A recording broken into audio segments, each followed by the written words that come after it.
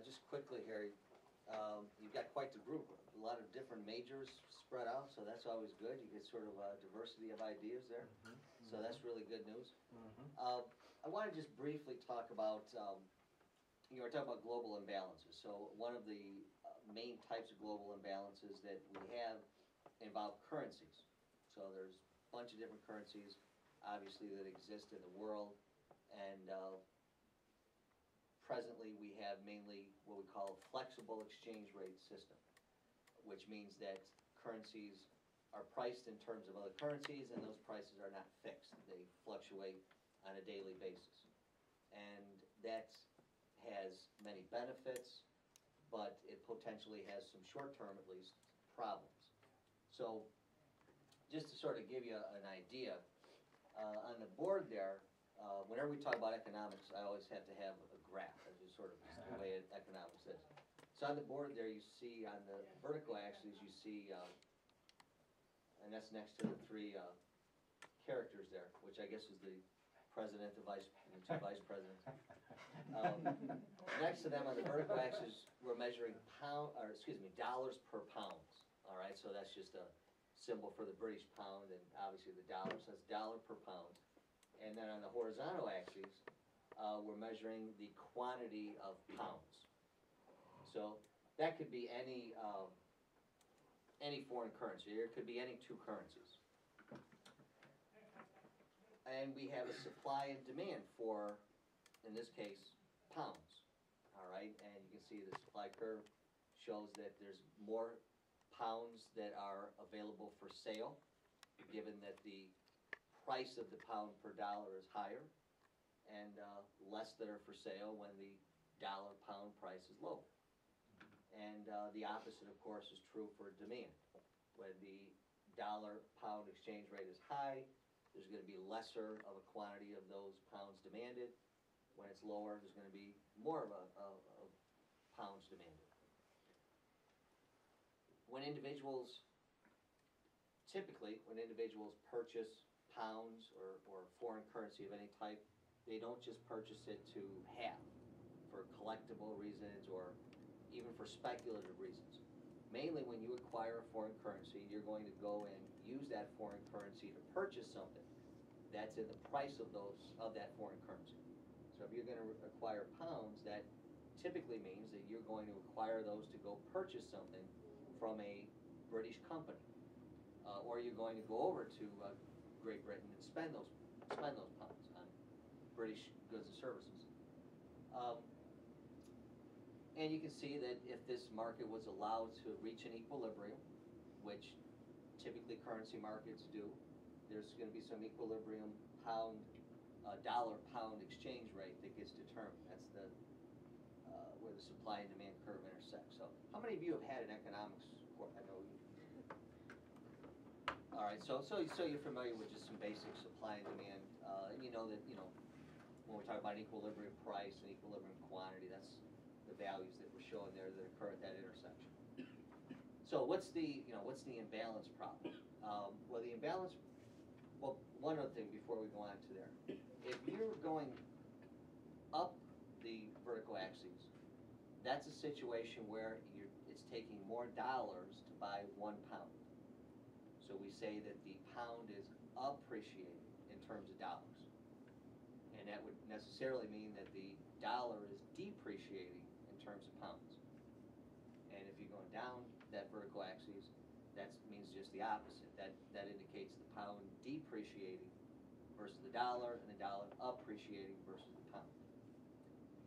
Whenever the pound, in this case, appreciates, that makes British goods more expensive. That means that if you have a good in Great Britain,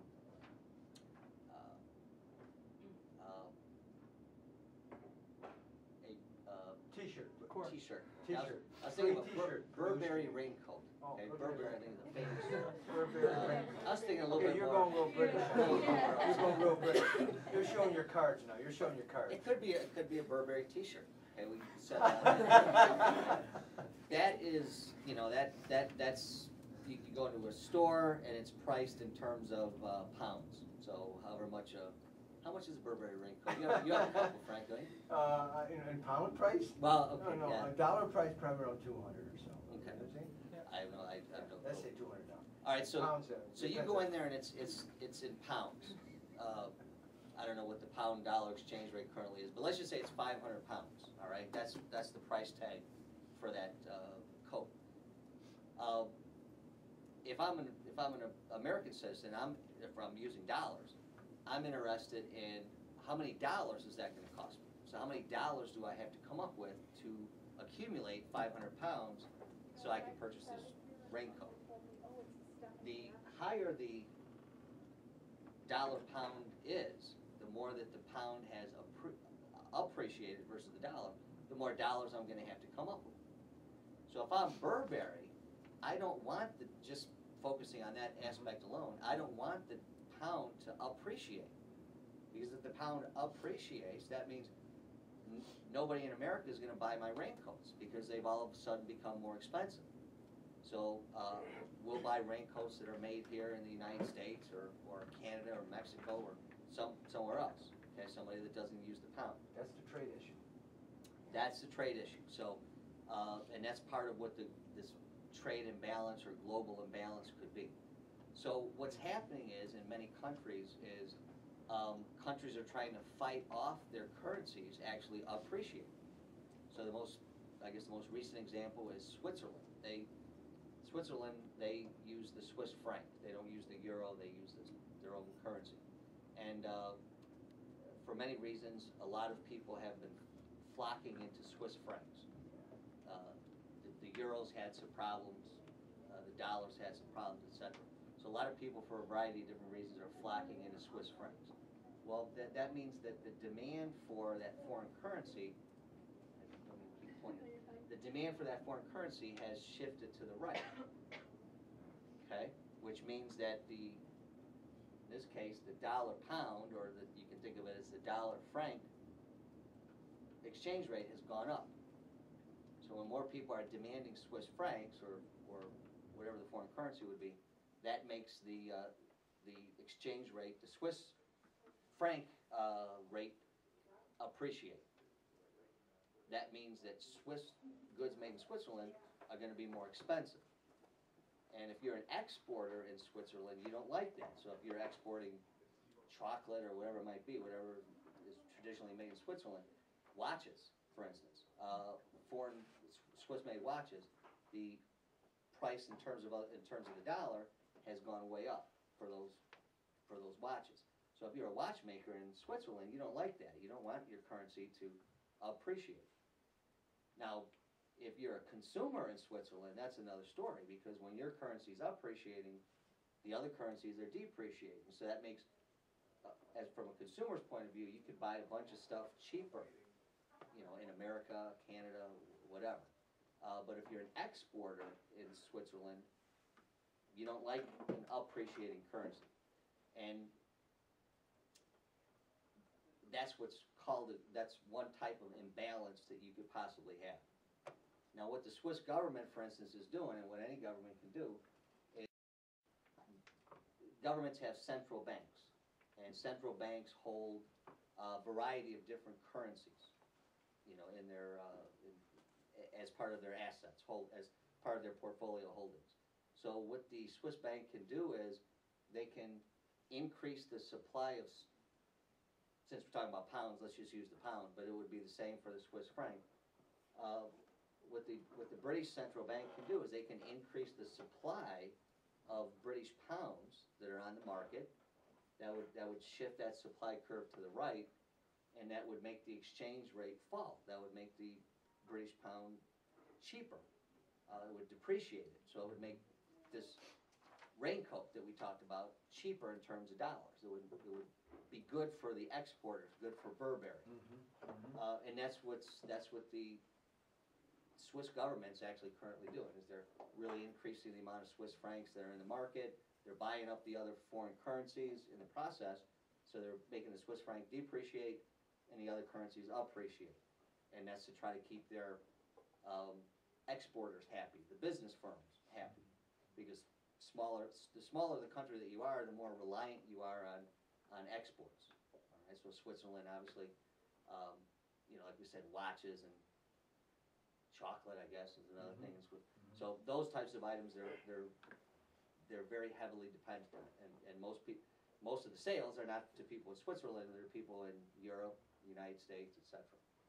So that's one of the global imbalances, and that's what the government can do to try to manipulate their exchange rate to try to get what we call the current account, get the exports and imports back into balance. So there's a question of whether or not they were ever out of balance, but that's something that, you know, you can sort of debate in an international finance course, for instance, if you go to take one of those. But and that may be what you guys are going to go hear somebody talk about in University of Chicago or wherever it is. So those issues may be handled there, and that gets sort of complex. But that's what the governments do, is they try to correct those imbalances. And in the process, whenever you try to do that, whenever you try to manipulate your currency, there's always some sort of negative repercussion that happens. So when you increase too many Swiss francs on the market, or whatever it might be, that you always risk the potential of having higher inflation. And that's one of the problems China is actually having right now, is for years they've manipulated their currency to keep it at a certain level, to keep it from appreciating, to keep their exporters happy, and now, right now, they're sort of paying the price of that in the form of higher inflation. So it's hard to estimate really with any accuracy what Chinese inflation is, but some things I've read is like 8%, things like that, which is really high for inflation. And it's actually causing some discord in many of the rural areas of China, which there's a lot. Because those individuals are paying significantly higher prices for rice, various types of grain, just basically, you know, food items that they buy. You know, the other point that we can make here is that with the depreciating pound, as you said, it makes goods coming into Britain more expensive. So if the U.S. is going to try to, U.S. producers are going to try to sell in Britain, it's going to be harder for them to sell their goods in Britain. So there's two things happening there. British are going to be able to sell their goods easier, export them, plus they kind of put what we might call a barrier up for goods coming in to compete with their goods. So it's like a two-edged sword, don't you agree? Yeah, yeah. Yeah. And what that does is that causes, That's part of the imbalance. you know, when one country does that, then other countries sort of retaliate. And then it just leads into a sort of a vicious cycle, and that's one of the causes of, maybe not the main cause, but one of the causes of the Great Depression, that manipulating currencies can lead into manipulating trade with tariffs and non-tariff barriers of trade.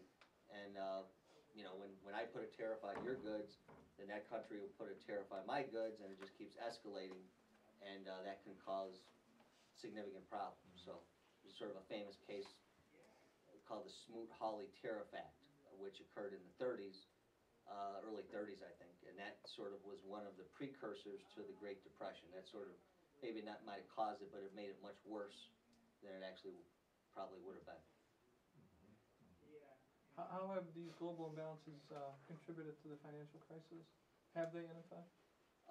You could almost sort of argue the opposite way, you know, that the financial crisis maybe have contributed more to the global imbalances than vice versa. So, and that's sort of still playing its way out, you know, with everything in Europe going on, with Greece, you know, are they going to be able to pay their bonds? Greek bonds, I think, are paying it's like 150%, you know, which means that the market is priced into the significant probability that they're not going to be able to pay their interest. So if you buy one of these bonds, if they pay the interest, it turns out you're getting a yield of 150%, but the odds that they're going to pay it, therefore, must be extremely low. So.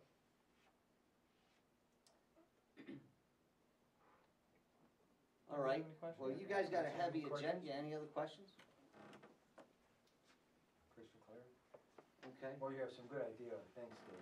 All right, no problem. Presenting to us. More than willing to come back some other time. Yeah, part two.